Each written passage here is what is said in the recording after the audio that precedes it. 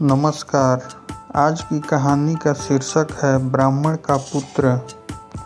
उदयपुर में एक बहुत ही धार्मिक ब्राह्मण रहता था।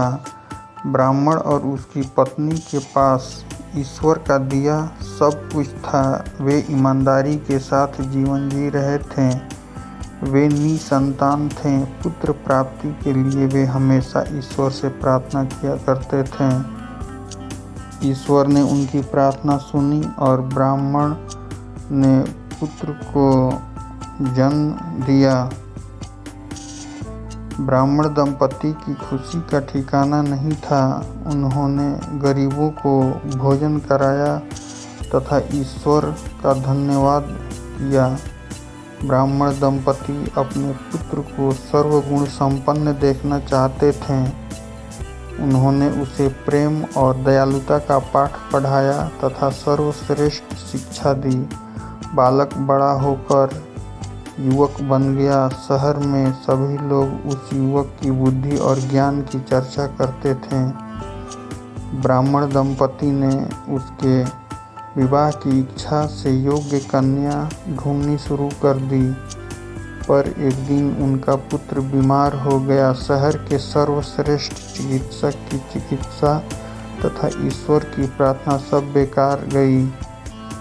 1 माह के बाद युवक की मृत्यु हो गई। माता पिता अंतिम संस्कार के लिए मृत शरीर को लेकर गए। उनका करुण विलाप सुनकर वृक्ष के नीचे बैठा ध्यानमग्न साधु उठकर पास आया। उसने मृत व्यक्ति, युवक तथा करुण विलाप करते माता पिता को देखा। उसके मन में एक विचार आया, मैं अपना पुराना शरीर त्याग कर इस युवक के शरीर में प्रवेश कर सकता हूँ। ऐसा सोचकर साधु बैठकर पहले थोड़ी देर रोया, फिर हंसा और फिर उसने ध्यानमग्न अवस्था में आंखें बंद कर ली। उसी समय युवक ने अपनी आंखें खोल दी। आश्चर्यचकित ब्राह्मण दंपति अपने पुत्र को सीने से लगाकर रोने लगे।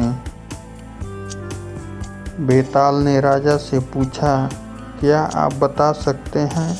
साधु पहले रोया फिर हंसा, ऐसा क्यों?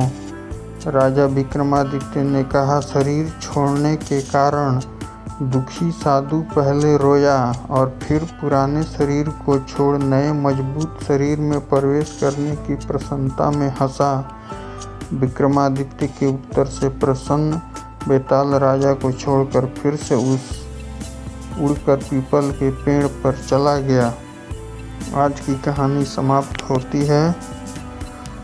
कल फिर मिलेंगे अगले भाग में। नमस्कार।